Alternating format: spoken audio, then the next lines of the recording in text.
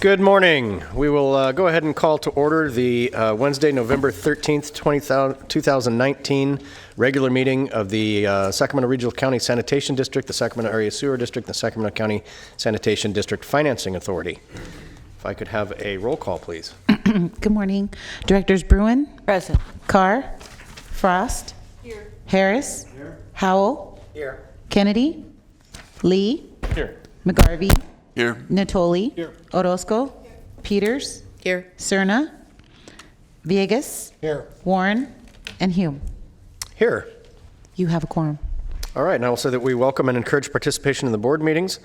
And when it appears that there are several members of the public wishing to address the board on a specific item, at the outset of the item, the chair of the district will announce the maximum amount of time. Matters under the jurisdiction not posted on the agenda may be addressed by the general public following completion of the regular agenda and any off-agenda matters before the district for consideration. The district limits testimonies on matters not on the agenda to 5 minutes per person, not more than 15 minutes on a particular subject. If I can now have the Metro Cable statement read, please. This meeting of the Sacramento Regional County Sanitation and Sacramento Area Sewer District is being recorded and will be broadcast on Sunday, November 17th at 6 p.m. on the Metro Cable 14, the Local Government Affairs channel on the Comcast Consolidated Communications and AT&T Uverse cable systems. The meeting is closed captioned for our hearing impaired viewers. In accordance with the Government Code 54952.3, compensation for meeting of these legislative bodies is required to be verbally disclosed. The amount of $100 will be paid for each member participating today as a member of the Sacramento Regional County Sanitation District, and the amount of $100 will be paid for each board member participating today as a member of the Sacramento Area Sewer District. Compensation for the Sacramento County Supervisors and City of Sacramento Council members is paid to the county and city respectively to partially offset the costs of those governments. Compensation for other board members is delivered to the individuals. Members of the audience wishing to address the board should fill out a speaker identification form located at the back of chambers and hand it to the clerk. Please speak into the microphone when addressing the board and state your name for the record. Please silence your electronic devices at this time. Great, thank you. And now if you please address the flag and join me in the Pledge of Allegiance.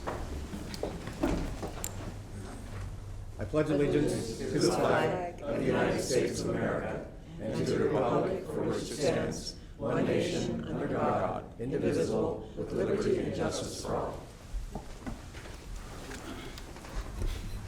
All right, moving on to Section 1, Timed Matters, the consent calendar.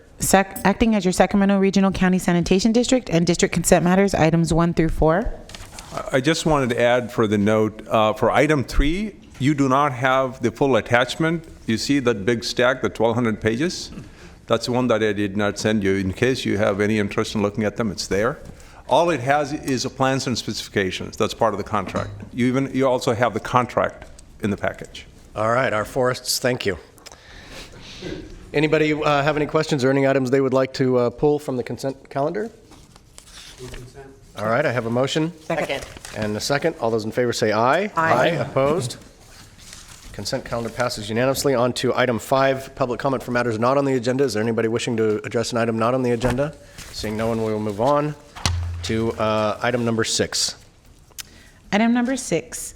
Receive acting as your Sacramento Regional County Sanitation District Separate Matters, receive the 2019 update of the long-term financial plan and approve the capital funding projection for the Sacramento Regional County Sanitation District for fiscal years 2019-20 through 2028-29.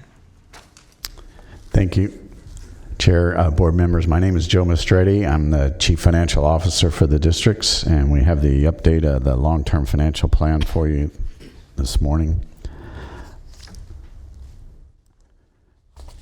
We want to cover the highlights of the plan, some of the critical issues that could affect our finances over the next 10 years. We want to look at the capital funding projection for the next 10 years and then some of the forecast results. And then we want to go into the debt management plan, which is a large cost component for the district.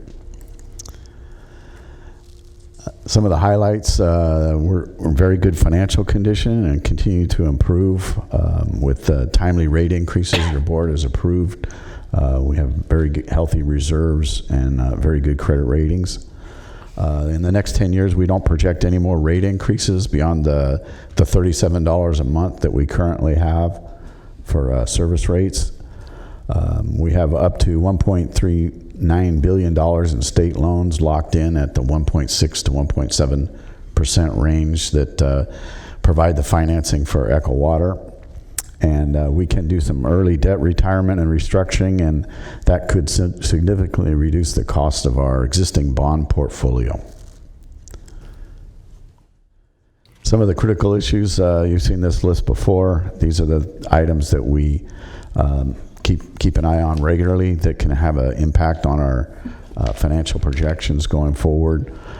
You can see that this year we've kind of highlighted the debt market changes. In the next couple of years, there's a lot of things coming up that could have a big impact on our annual debt service cost. So we're going to go into that a little bit more depth this year. One of the things we want to take a look at first is a capital funding projection. This is $1.3 billion estimated over the next 10 years. About 56% of that is the Echo Water project. And these numbers are coming down in the last couple of years as more of that project gets behind us. The plan has $280 million for capital maintenance and rehabilitation of our existing assets at the plant and throughout the interceptor system. We should be able to do that without issuing new debt. The plan also includes a little over $300 million for water recycling projects that you're familiar with. The good thing about these projects are mostly financed by grants, so we don't have to pay anything back. Some of the largest projects in the next couple of years, excluding the Echo Water, would be the South County Ag Water Recycling Project is going to be moving into the final design and construction phases, and the Emergency Storage Basin D liner replacement is going to be moving into the construction phase. Looking at the results, we see that we can maintain rates at about $37 a month throughout the forecast period based on the assumptions that we made for pretty moderate growth. The debt coverage ratios will remain above the minimum required by our bond covenants, and a cash reserve should be able to maintain above $300 million, which is necessary for our credit ratings and to mitigate any emergencies that we might have in the future.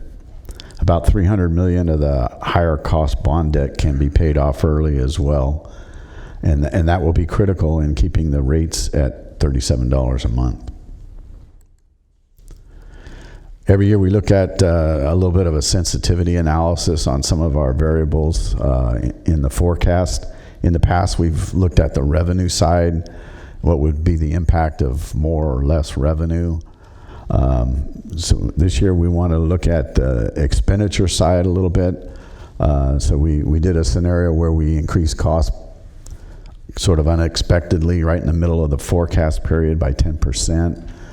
If we did that, rates would still not need to be increased because we still have pretty significant reserves that can weather that type of an increase. And we could continue to do the debt retirement and the capital plan as planned. That being said, if the cost increase was bigger than 10% or earlier than 5 years into the forecast, then we might have to make some adjustments.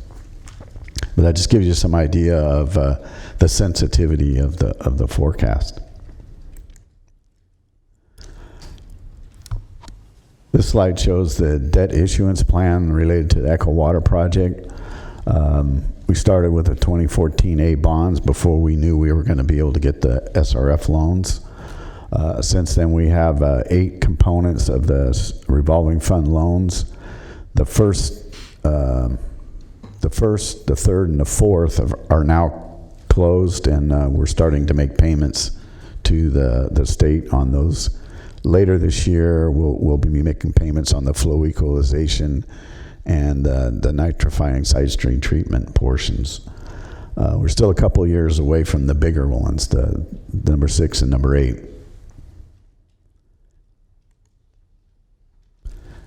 And looking at the early debt retirement plan, you'll see the first 2 items highlighted in green have already occurred. We paid those series off a couple of years ago for the 2013A, and then this last year we paid off the the remaining 2006 bonds. Going forward, there's several different issues that we're going to address over the next 3 or 4 years. We may do something a little different than this based on what the market gives us. So this is just kind of a snapshot at one point in time. So for the remainder of this fiscal years, we don't have any specific transactions that we're targeting. We don't have any direct purchase agreements for our variable rate debt that mature in this time period, and none of our fixed rate debt is callable. So there's nothing that we have to do right now. So I think the prudent thing is to conserve our cash for some future opportunities. One of the things that's coming up by the end of 2021 is a transition away from LIBOR, which is the index that's used for most variable rate debt and swaps. It's the index used on all of our variable rate debt and swaps. So that'll be important for us to address, particularly the 2007B bonds.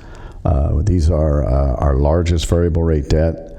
They're perfectly matched with their swap, but after the LIBOR transition, they will not be matched because the swap will get a new index according to the International Swap Protocol, whereas the bonds will follow the language in the bond documents, which might result in a fixed rate debt. So we'll be looking at ways to change out the 2007B bonds in the next year or two. The good thing that we have going for us on that is that interest rates are low. It's a good time to do some refinancing, restructuring. The bonds are currently callable, so there's no penalty for calling them early. Although we have to deal with the swap, it still stands out. But there's lots of opportunities that we'll have to take the swap apart, unwind parts of it, possibly associate it with some of our unhedged variable rate debt. So we're currently working with our financial advisor and our bond counsel to come up with some potential transactions that will take us through that transition. So we're looking forward to that as actually a pretty good opportunity to restructure a big chunk of our variable rate debt. So we're recommending to receive and file the plan and then approve the capital funding projection for the next 10 years. The individual projects will come back to you for further approval as they are ready. And we'd be happy to answer any comments or questions that you might have. Great, thank you. I have a couple of names popping up. Director Natoli? Thank you, Mr. Chair. Thanks, Joe, and certainly to all the district staff for their leadership, and certainly to, I know, the committee that's worked with staff on some of the debt management and some of the requirements, or I think guidance on issues. I think, there's a lot of good news embedded in all of this, but, I think for the ratepayer, besides a functioning system that doesn't have us in a position of obviously some problems with the state or federal regulators, which is clearly pointed out here. I think the dedicated funds to expand the plant, but also make needed upgrades. But the good news in all this is that for a 10-year period, all the way out to 28, 29, assuming the forecasts hold to a good degree, there's no rate increases. You're going to hold at $37 a month. I think it's pretty remarkable, and I think that's something that obviously, time will prove that out. But in light of what we went through from about 2010 through last year or a year and a half ago, with some significant rate increases going from about $20, if I recall correctly, to now the $37, and then having that rate stability and looking at some of the financial management, certainly managing the cost of the project, taking advantage of some of the loan programs and other marketplace forces that allowed us to retire debt early and so forth.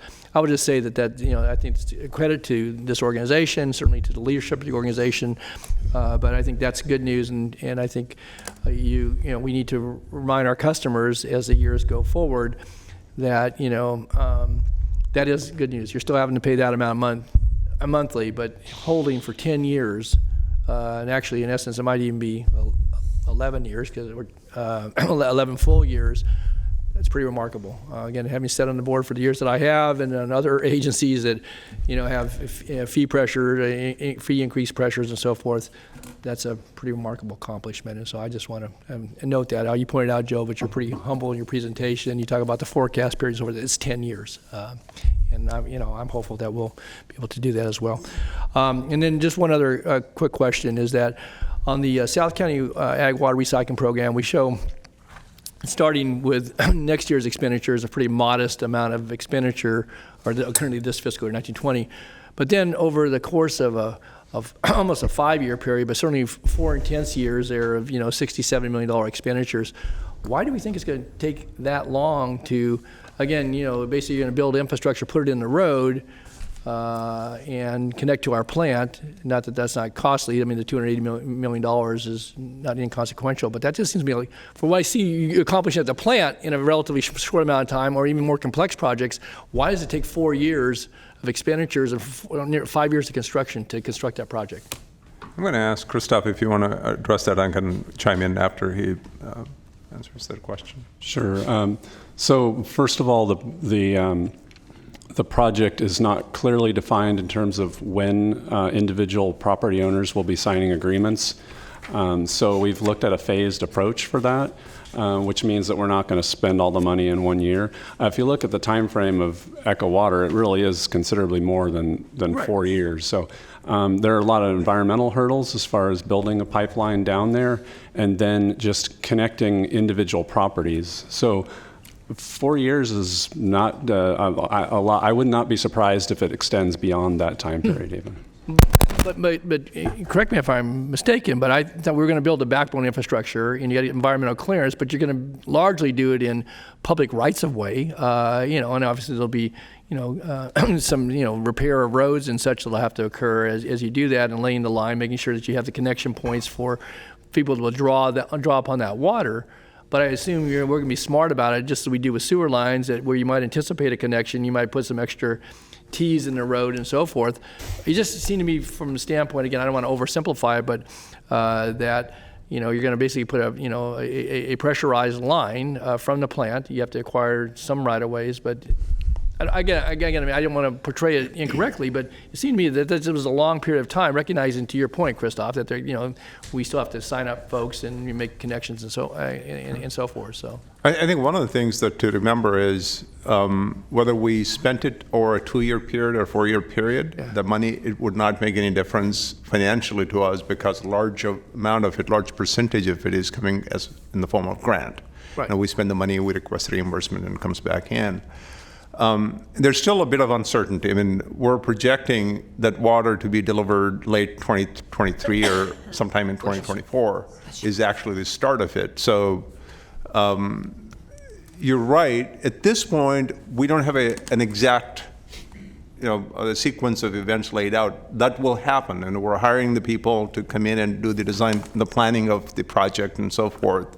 It'll help us fine-tune that. So the next year presentation will have a much finer horizon built into it. This is more of an estimated horizon at this point, but the underlying thing to note is it is largely mute from our financial impact perspective. Right. Because of the way that the project is funded. And just one last point.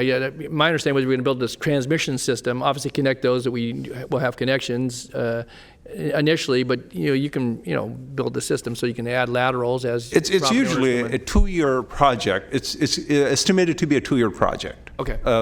In terms of construction season project to build the main infrastructure. And then we got to build a big pump station on the site, right, which is a good size project. It could be like a 2 to 2.5 years total. Okay. That's the guess at this point. Okay. But like I said, we could fine tune that next year and then have a better. And so you'll be back to us when you say next year, next calendar year, next fiscal year, because you're going to start ramping up. It shows 2021 for, at least as you contemplate here, $67 million expenditure again as you just divided this out. So is that, you'll bring this to us fiscal year or calendar year? So the next early part of next year is when we're going to bring agreements for the design consultants and the project program management. The actual construction, we're projecting in 2023, to start in 2023 is when the construction starts. So you got about a year and a half, 2 years worth of design and all the permitting. It's true, good amount of it is in the right of way, but there's also, we have to get the 404 permits and things like that that are still part of it. And good thing we have the HCP that's in play. It's helpful. SHCP is going to be helpful, and so we're going to be working with them. But ultimately, our goal is to deliver that project, the water, toward end of 2023 and early 24 kind of. Okay, thanks. Again, kudos to all of you, though, on a good plan. Thank you. Director Villegas. Thank you, Mr. Chair. And I just wanted to follow up, actually, Supervisor Natoli said it correctly. The $37 projection over the course of the next 10 years, if it actually holds, is really miraculous, if you think about it. We were at this 5, 6, 7 years ago, this board was contemplating twice that amount.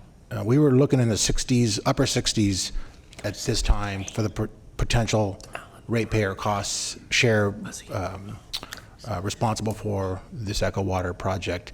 So a huge thank you to Prabhakar, your staff, Joe, Vic, all, Ruben, everyone who has been actively involved in managing the cost of this in the interest of making sure that the ratepayers get the best product at the right price. And it's a big deal. That's a huge deal to be looking at long-term forecasts in 2019 in light of the cost of construction, given that we're maintaining that $37 rate. So that's a big deal. So huge kudos to you and your team, and thank you for the update. I want to add to that, which I think you hopefully take your hand and pat on your back, because it's your decisions that you made to approve the rate increases earlier is what helped significantly for the position we're in. Because we were able to get cash, we could fund part of it, the Echo Water project, with the cash, and we could use the money, especially we have a very low interest loan. I mean, really nobody else, very few people in the state have. I said to Don that we could actually be loaning money to other agencies and making money. They subtly inquired about that. What was that, RT maybe? Yeah, so this is the way it goes. The first, they blame us for taking all the money, number one. And then you say you emptied the pot completely, is the state SRF loan pot. But then they say, can we get a loan? But it's fortunate to be in the position we're in. But because of so many things that came together, and you played a big role in that, in trusting staff when we brought forth the rate increases that we asked you to do. And I even remember Director Hansen, when we were contemplating $2, he said, what would happen if we went for $3? So we told him, if you did earlier on, we could reduce the back end. That's exactly what is happening. And we were able to use the cash to unwind some of the debt that you saw, and we will continue to do that. And one of the things I think you need to be assured is those of you that's sitting on the SASD board, we haven't had a rate increase on the SASD board for 9 years. And another 4 or 5 years, we're not projecting one. So we will only ask for money when we see it's in the interest, either in the short-term or the long-term interest of the district. And you can be assured, unless external forces come in and change the lay of the land for us in terms of the regulatory side of it, I don't see a need for it, at least long after most of us are gone, that we would be looking at this rate increases. When you annuitize this rate adjustments, you're really under inflation. Taking $20 back in 2010 and add to another 10 years, that's roughly 20 years, you raised about $17. That's really below inflation cost. And in the midst, we have done a $2 billion project, and on top of it, we have unwound debt.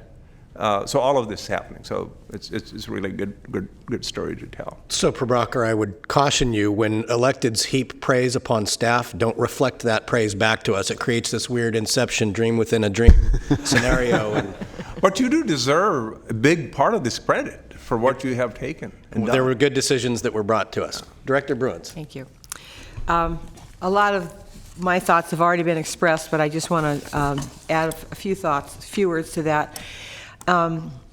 it is an incredible situation to be a utility, if you will, that is holding the line on any rate increases as long as we have been and will continue to do because of the things that have taken place. Can't think of any other service that I have personally in my home that can make that claim. And so all the things you said are true, but I just want to give a special attention to you, Joe. I mean, I've seen so many dramatic changes since you came on board as our CFO, and we were well managed before, but today we are in an enviable position. And I, early on when I was a brand new board member, 16, 17 years ago, I made an appointment with our then CFO to come in and look at the financials, thinking I would understand them. It's an overwhelmingly complex task to continue to work day in and day out with that. And so I just want you to know how much I appreciate all that you do and your team has done to put us in this position. I do have one question, and that is when we look at the Ecowater debt project debt issuance plan, because the 2014A bonds, their percentage rate is so much higher than what we are enjoying through the other program. I know you have it scheduled for early satisfaction. I guess it's scheduled for 2024-25. Is there any way that could come forward? It has a call date in 2024. Oh, it does? Okay. So that would be the ideal time to do it. But it actually is in the money right now for a refunding on a taxable basis. Back in 2017, you recall the Tax Act took away our ability to advance refund on a tax-exempt basis. Right. So now we have to do it on a taxable basis, which would add cost to the... Okay. But even with that, because rates have come down so much, we're actually in the money right now. Okay, so we really have a lot of options. Right.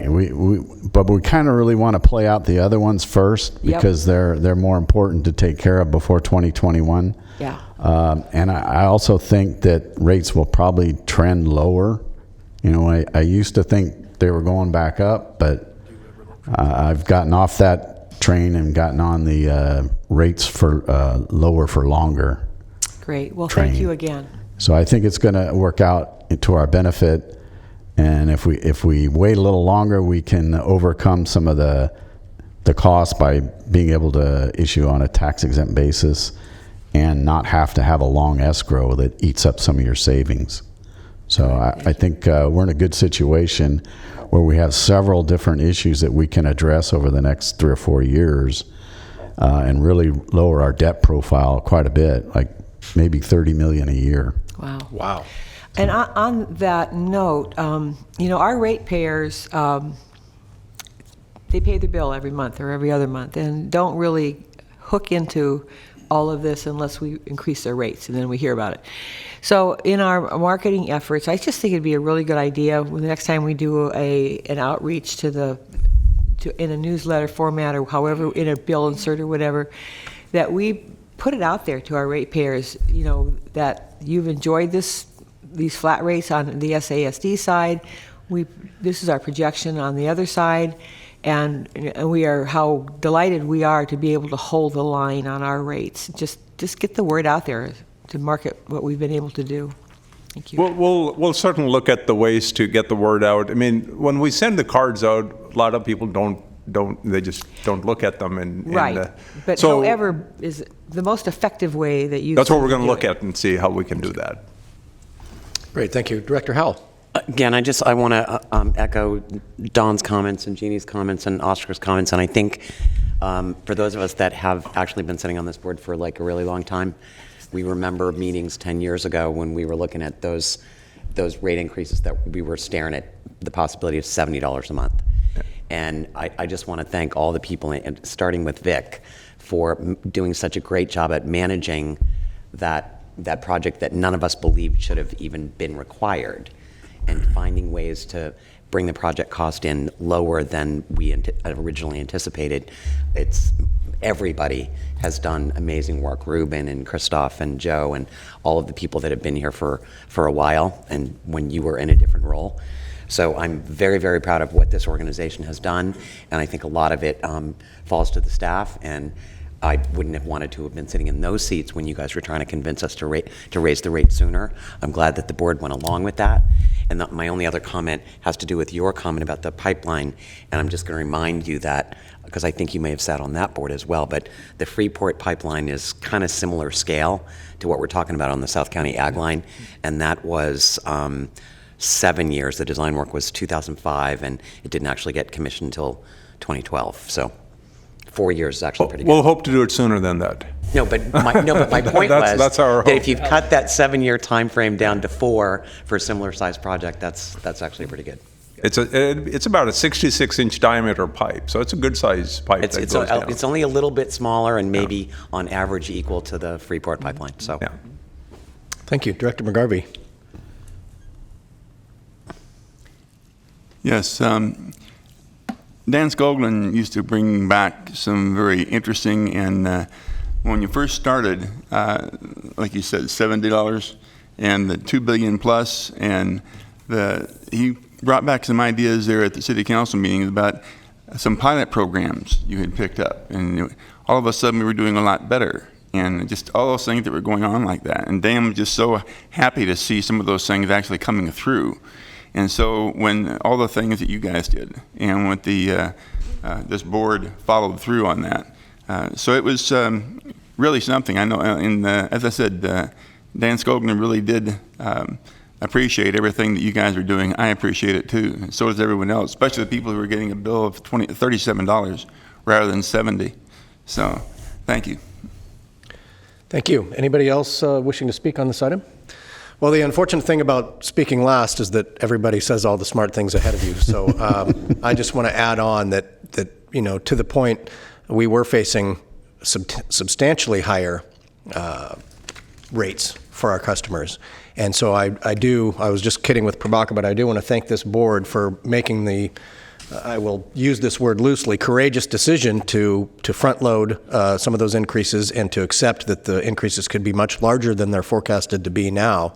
But I want to echo the comments, particularly by Director Howell, back on staff, that the other side of that equation is not just that our ratepayers are saving, but that the management from Mr. Chiotani and from Mr. Mastretti and from Ruben and Prabhakar, you guys brought the project costs themselves down. And part of that had to do with the financial management and being able to get money cheaper. But obviously, the less money you have to borrow, the better you're going to be able to manage that debt. So I want to definitely thank staff for that. I mean, $1.6 billion is still a lot of money, but it's less than $2 billion plus that Mr. McGarvey was just referencing. I remember those days. So thank you very much. Appreciate it. Thank you. So we do need an action to approve the capital funding projection. As Joe said, we will bring the individual projects back to you for approval. You're just only approving the funding. I'll move the item.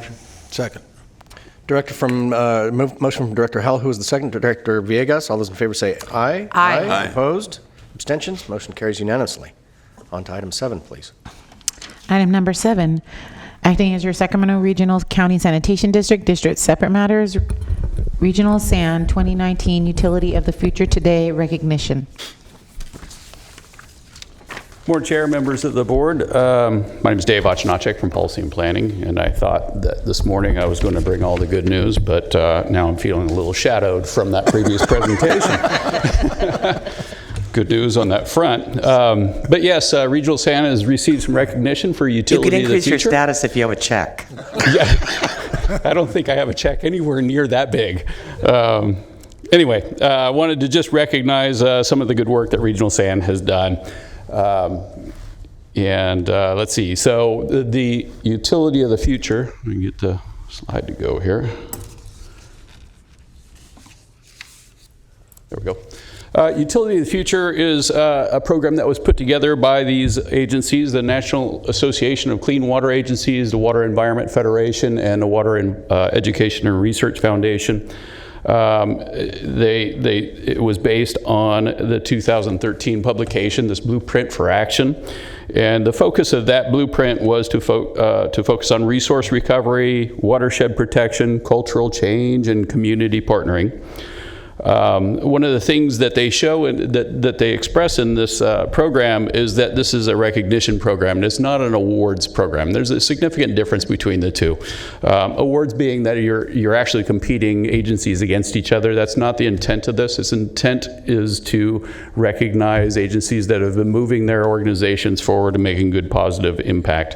So they're looking to grab as much and recognize as much as they can to promote this business model for the water sector, recognize achievements, and then, of course, peer-to-peer learning is important so that each of the agencies can learn from each other.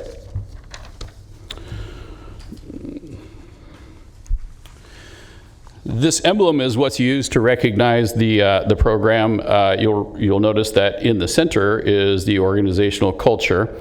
That is what is recognized as a foundation for all of the other activities to be supported sustainably. The surrounding areas, the 7 that are around the center, are the actual activities that get recognized. Applicants can submit for one or many of those. The idea is, again, to recognize agencies that are making progress in those areas. The request is that each agency that has gotten recognition, that they come back and reapply at least once every 3 years. And the intent is to either show advancement in any one of the activities that has previously been recognized, or to grab one that has not been recognized and show that you've made progress in that area. Regional SAN submitted in 2016, and then again this year in 2019. We've been recognized for 6 of the 7 categories, and we are one of 118 agencies that have been recognized in this program. So organizational culture, again, is the foundation or centerpiece of this. It's not something that is actually recognized, but it's expected that each agency submit a narrative that describes what you do for organizational culture, and they look for agencies that support employee enrichment and job enhancement. And of course, that organizational culture doesn't happen without good leadership and, of course, the decision-making of your board. And Director Hume has said that you want to be careful how much you recognize the board for decisions, so I'm going to back away from that now. But anyway, it is important that these programs, and we'll see, many of them are decisions made by your board, and we would not be moving them forward and getting this recognition without your board. So the several items I'll just hit on real quick that were in the organizational culture, the 10-year strategic plan we created several years ago and is our business planning model for now. We've got core values in place now. There's a workplace of choice initiative that's really in its infancy right now, but moving along very well. We have a wellness program that has been in place for quite some time. We do some employee development through both those mentor and mentee programs and the leadership program. And then we have a Going Green program that I'm not sure that you've all heard about, that we reach out to our nearly 800 employees through SASD and Regional SAN with the intent of encouraging them to be more conservation-minded and do green activities on an individual basis. And then, of course, our Confluence program that supports environmental stewardship, economic development, public education, and is a source of funding for our Sewer Lifeline Rate Assistance Program. So starting with the biosolids reuse. Biosolids is, of course, a byproduct of our treatment process. It is rich in nitrogen and has a lot of micronutrients in it, so it is a good product to be used as a fertilizer. So for 20 years, we've now had a contract with Synagro partnership, and Synagro takes our solids and heats them, compresses them, and creates a Class A pellet that is used for farming operations. So Synagro has relationships with the farming communities, and they bring those pellets out for a very useful fertilizer for them. Regional SAN produces about 28,000 dry tons of solids per year, and 30% of that goes to Synagro for the purposes of transitioning to this usable product. The rest of the 70% is disposed of on site. So this item, the partnering engagement, is really too much to describe. There are a lot of partnering and engagement items that we do. So just rolled up the professional organizations. We participate with California Association of Sanitation Agencies, the Central Valley Clean Water Association, Water Reuse, and a number of others. We're involved with environmental organizations, and a lot of those have come about in the course of our South County Ag. We've become connected with the Nature Conservancy, Sierra Club, Planning and Conservation League, Ducks Unlimited, several others. And then community partnerships. Our Nicholas Dairy and our education program that we're building out there has gotten us connected with a lot of partnerships. So Elk Grove Unified School District, Elk Grove Historic Society, UC Davis, Master Gardeners program, several others. And then, of course, we stay connected with the water community through with Regional Water Authority, the local water agencies, and then we sit on the Sacramento Central Groundwater Authority as well. Next item is energy efficiency. We've had an energy efficiency program in place since 2005. We have a team of people that look at the operations at the treatment plant and look at ways that they can conserve energy. So there are a number of monitors that are in place that look at key systems to see whether or not what energy usage they have for opportunities to reduce those usages. We have a business initiative right now that's looking to put more of those monitors in to advance that program as well. The next item is energy generation and recovery. This is an item that we submitted for in 2016 and then again this year in 2019. Utilizes the biogas recycling facility is one where we send biogas, which is mostly methane, over to SMUD, and SMUD uses that with natural gas, burns them in a cogeneration facility and produces electricity, enough for about 5,800 households. They also produce steam for the treatment plant, and then they also provide backup power in case there's a power outage for the treatment plant. The biogas enhancement facility is one where we collect fog, fats, oils, and grease from restaurants, and that is brought to our treatment plant. There's a location where they can discharge that, and that goes into our digesters, which likewise produces gas, more for energy. And then towards the end of our 2016 period, we ended up with a power purchase agreement with Tesla, which was previously Solar City. And that was the initial steps of going to our solar farm that we have at the treatment plant. So we submitted for that in 2016, and it was the 2019 application when that was implemented and on its way. And we now have a 4 megawatt solar farm out at the treatment plant. Produces about 6% of the treatment plant's power usage. And then we'll also, in that same application, we entered into SMUD's Solar Shares program, where we're able to purchase green energy from SMUD, and that produces about 25% of our power.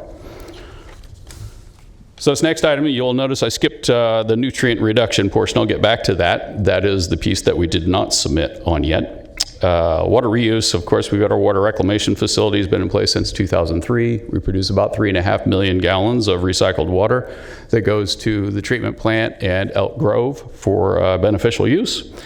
We also more recently installed a pipeline that moves north of the treatment plant to carry recycled water north of the plant, and that will feed to the SPA or SMUD's cogeneration facility. And that piping system will be used for, or the water will be used to offset the use of potable water in the cooling towers. And then during our period, we had a 5-year drought period of time. During that water rationing, we also created a recycled water truck filling station that was used to help people in case if they needed recycled water for the purpose of irrigating their lawns or other property owner areas. And then South County Ag, which we just recently been talking about, we're looking to recycle 50,000 acre feet of water to irrigate 16,000 acres of land in the South County. So missed one of those. Watershed Stewardship, again, is too much to list. We participate in a regional monitoring program that is to check on contaminants that can end up in the Delta and are contributing waterways, the Sacramento River. And then we have a bufferlands group who manage our bufferlands, obviously. They 250 acres of riparian habitat is maintained out there, and that's a home for many of our birds and plants and animals. Ultra-low flush toilet program we contribute to reduce the use of water. And pyrethroid work group is pyrethroids are a chemical that's in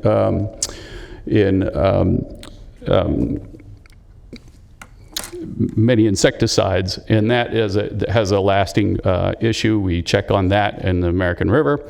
And then a phytoplankton study that we've also participated in, which is part of our food web, and we'd like to make sure that those phytoplankton are strong, remain healthy. So the last item I wanted to hit on was the nutrient reduction materials recovery. We had not submitted on this. We do have recycled, and we do recycle our materials, both, not just cans and bottles, et cetera, but also some of the spent equipment that's used at the treatment plant. We've not yet submitted on it because we realize that the intent of this is to recognize the nutrient reduction. And of course, with the Echo Water Project, as we've been talking about, there's a biological nutrient removal process, which is squarely, nutrient reduction that will happen as a part of that. And then also what's happening right now is the startup and operation of a nitrifying side stream treatment facility, which takes very ammonia-rich water from our solid storage basins and breaks that down to a nitrate and discharges it into the incoming water that comes into the treatment plant, and that operates as an odor control. And that is offsetting significantly the use of sodium hypochlorite. So that has both benefits. It's actually reducing nutrient load on the river, and it's also providing benefit of offsetting our chemicals. So lastly, I wanted to show you a picture of what we received. The flag is the one that we received in 2016, the first recognition. There's a smaller flag there. This is 2019. That's for our follow-up submission. And I've got a picture with Bernie in there. Bernie Creelman is one that has helped us put together this application. And that was a significant amount of work and a lot of coordination with folks. And that concludes my presentation. Questions? Great. Thank you. Any questions at this point? Director Villegas. Just a quick statement. I wanted to follow up on what Jeannie said earlier. This is really, really good information that the public should know, right? This is not something that we should have here. The public, the ratepayers need to know that this organization has been good stewards of our very precious resource, and all the biogases and all the recycling efforts and all the restructuring of our financing and our debt. There ought to be some simple way in which the public gets that information in their hands so they further understand sort of the preservation of this mothership, right? So otherwise it just goes in a file and it's our information and we take it with us. But I would really implore staff to figure out a way to convey this information so that the public is aware.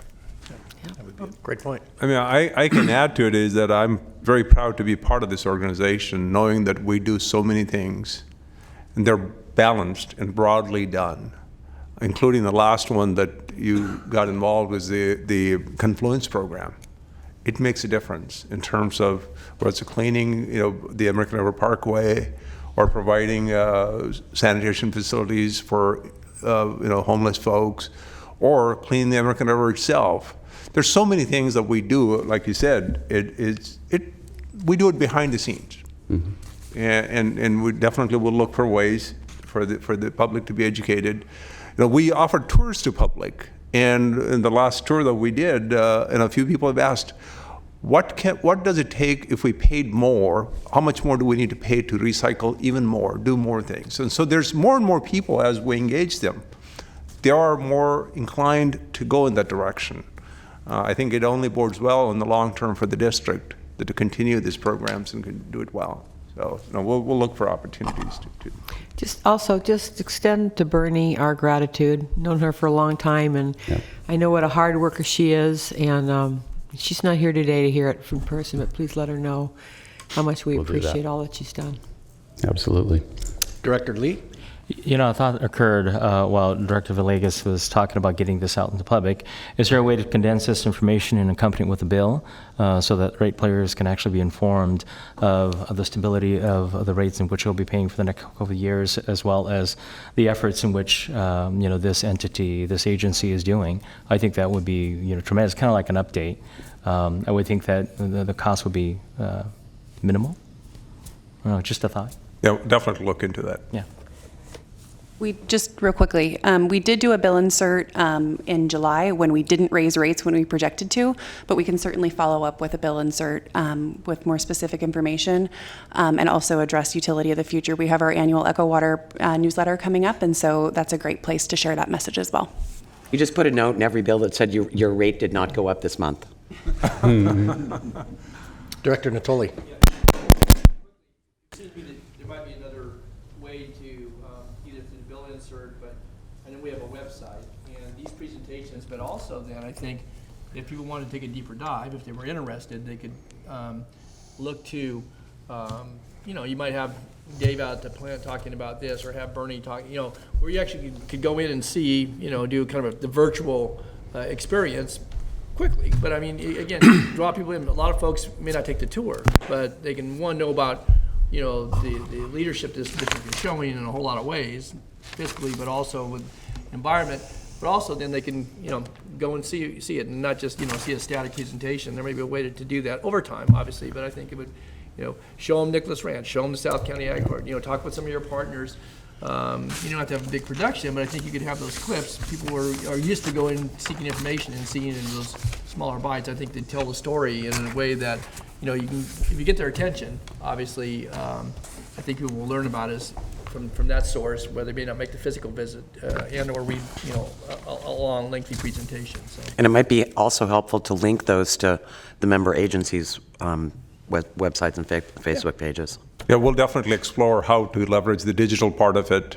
And we already have the virtual tour on our website for Regional SAN. We could certainly add more things like that, and then use the social media to bring traffic so that not everybody it's can come to a tour. It's just that I think that more often people don't realize that.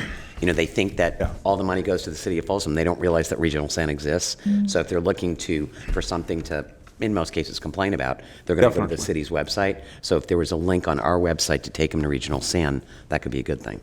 We'll look into it. You have a very good story to tell, and I think that absolutely. The more you're able to tell it in different mediums, I think that better off we are for the future. So thanks.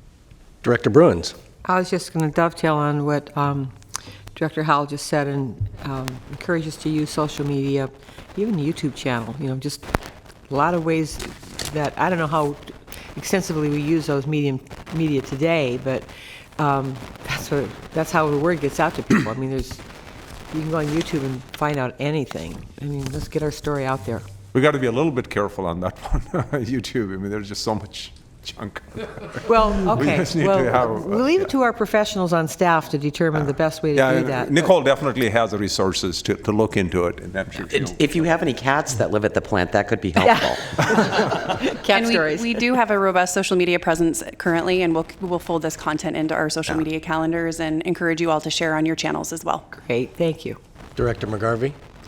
Yeah, if you're able to get that program and public relations kind of information going, then there should be some way for you to give that to the school districts. Because like in Rancho Cordova, they have a STEM academy, science, technology, engineering, and math. And if you could give that to them, maybe they would get something more out of it than just numbers or something like that. Because kids are pretty interesting, and they can really look into things a lot more. I know my grandson's in that school, and it's amazing what they're doing right now in that kind of a school. If you could give them what's really going on here too.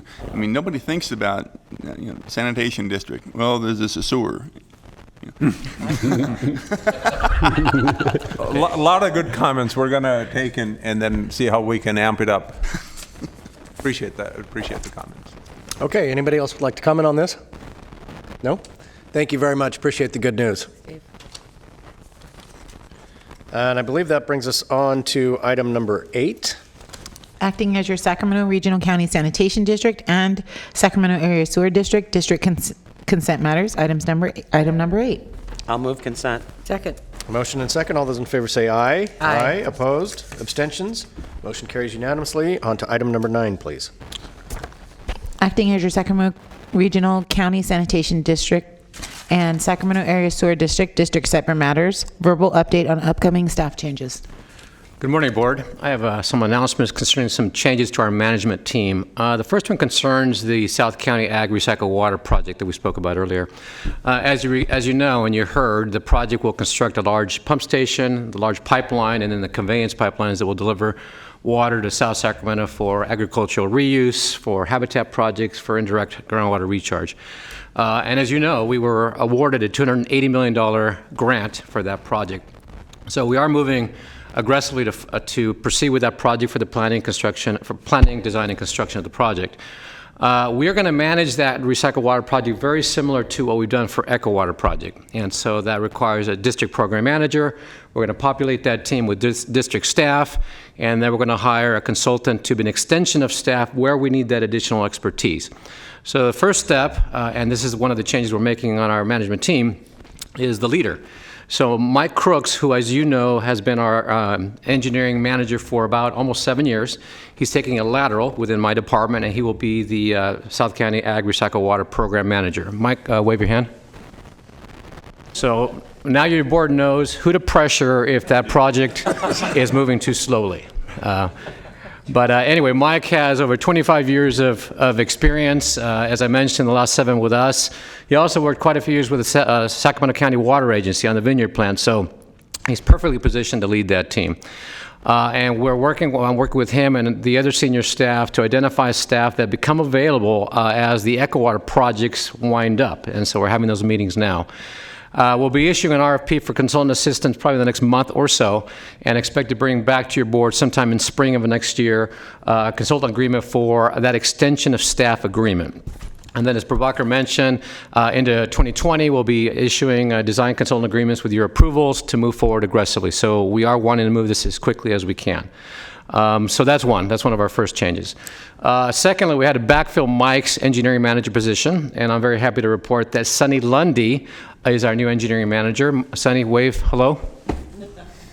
You know Sunny from quite a few years with SASD, and so he's very familiar with both districts, and I'm very happy that he's part of our team because he brings a lot of experience from SASD, some good ideas that will continue to better the district, so I'm happy with that.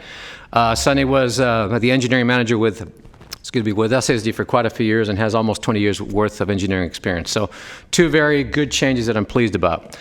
And the last management team change concerns me. Prabhakar sent an email to your board about a year ago of some pending retirements, myself, Prabhakar, and others here in the near future. I've announced to Prabhakar that I'm going to retire in July of 2020, about 8 months from now. And most people don't announce their retirements so far in advance. There's a couple of reasons I've done that. One, I felt pressure from Prabhakar to do so. No, I'm kidding. I'm at will. He could actually let me go at any time. I'm joking. No, I actually felt compelled to do so because Prabhakar does want to have a succession planning effort. I believe he wants to hire somebody with some overlap before I retire in July of next year. So I'll let him just speak about his plans for succession.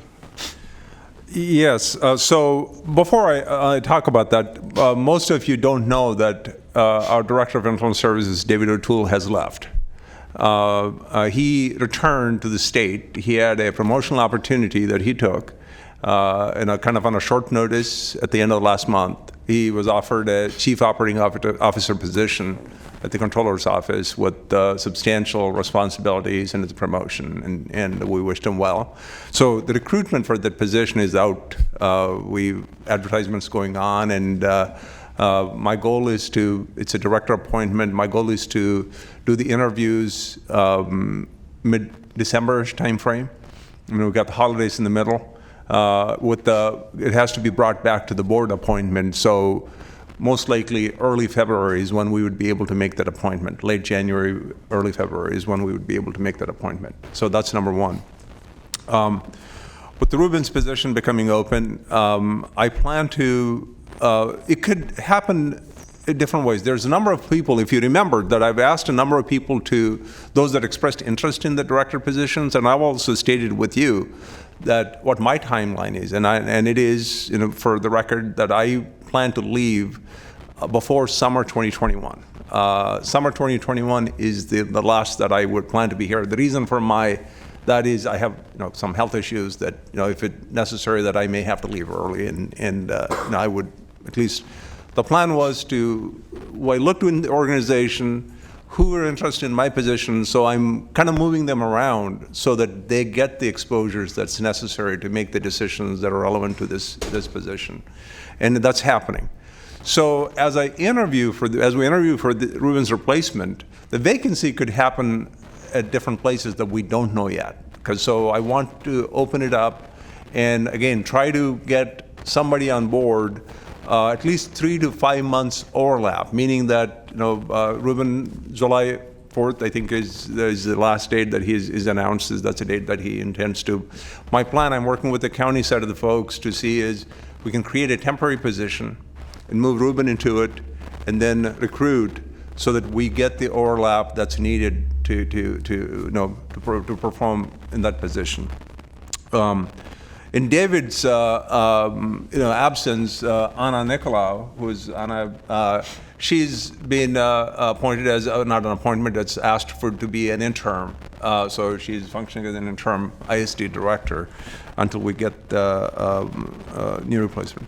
I mean, I'm not prepared to announce today, but there's also could potentially be a couple of more critical positions in the summer of next year, critical to the Echo Water project as well as the other executive team. So that could well be. So there's a lot of change at the executive level for both of the organizations in the next year and a half-ish or so. I just wanted you to let you know, and also as things gel, and I'll be bringing forth that information. Anyway, that's what I have. Okay, and I just let it be known that I will cease my service on this board come November 2022. So as long as we're painting a forward projection of things, I say that I'm very happy that I'm working through with the many of you here. So if they're all going to be gone, does that mean we have to plan your retirement party? Yeah, that's it. Yeah, I want a cupcake and at least one candle. Any questions of staff at this point? No? Okay. Moving on to item 10, miscellaneous director and district engineer matters. The first thing I want to mention is Director Cerna is not here today. He's undergoing, I believe, a surgery. And I wanted to wish him well in his recovery. And I think he's planning to come back in January. His staff sent a memo out. I wanted the rest of you to be aware that please keep him in your thoughts as he goes through the surgery. The second one is we do not have another meeting this month. This is the only meeting. The next meeting is on December the 11th, which should be a very short meeting, probably about 10 minutes or so, 10, 15 minutes at the most, unless we have a closed session that comes in related to an issue that we're working. But what I'd like to do is to start the discussion on the subcommittee. Remember that the last meeting that the subcommittee was formed. So we will hold the first meeting of that subcommittee right after that short meeting on December 11th, and I'll send information out ahead of time. So we got Director Kennedy, who missed the meeting, and he was unanimously appointed by his fellow board supervisors, and then we have Director... Which is why I came today. No more assignments. Then it worked. We have Director Bruins and Director Rotzko, who left, and then Director Hume, and then we have Director Howell and Director Villegas, 6 members. And so I'll send the note out. So that's a meeting. Didn't we get Patrick chair? No. Not Patrick, yes. But I also want to have Nicole just say a word about why you have these envelopes in front of you. So Nicole, go ahead. Good morning, Chair, members of the board. In front of you, you should have an envelope from SASD that says "Scrape away your holiday cooking worries." The suspense, I'm sure, is killing you. So please go ahead and open that envelope, and you'll see a Fats, Oils, and Grease newsletter, or what we call in this business FOG, which I know you are all familiar with that terminology. Beginning next week, this envelope and newsletter is going to be hitting residential customer mailboxes for all of SASD's service area. And we're doing this public outreach push because data has shown us that during this time of year, we start to see an uptick in fog-related stoppages. And since we all know that fog-related stoppages are a completely preventable problem, we want to proactively educate our customers and provide them the tools necessary to help us stop the clog this holiday season and all year long, really. So inside, you'll notice that we've affixed a scraper to the newsletter, and that's just a tool to help customers put all of their fats, oils, and grease down into the trash instead of down the drain. And we share that message. And then in addition to the fog disposal messaging, the newsletter also reinforces our call us first message. So if customers experience a sewer problem like a slow drain or a backup, to call us first if they experience that any time of day. And then it also reinforces who we are, what we do, and how we're working every day to protect public health and the environment. So please take a look at that. You'll see that start hitting mailboxes, like I said, next week. And if you have any questions, I'm happy to answer that. But we're encouraging our customers and, of course, all of you to have a fog-free holiday season. Great. Any questions? No. Okay. Does that conclude item 10? Yep. Very good. We excuse the County Sanitation District members. Move on to the Sacramento Area Sewer District consent matters. Items 11 through 13. I'll move the items. Second. I have a motion and a second. Any discussion or comments? No? All those in favor say aye. Aye. Opposed? Motion carries unanimously. And we will note the communications received and filed and adjourn the meeting.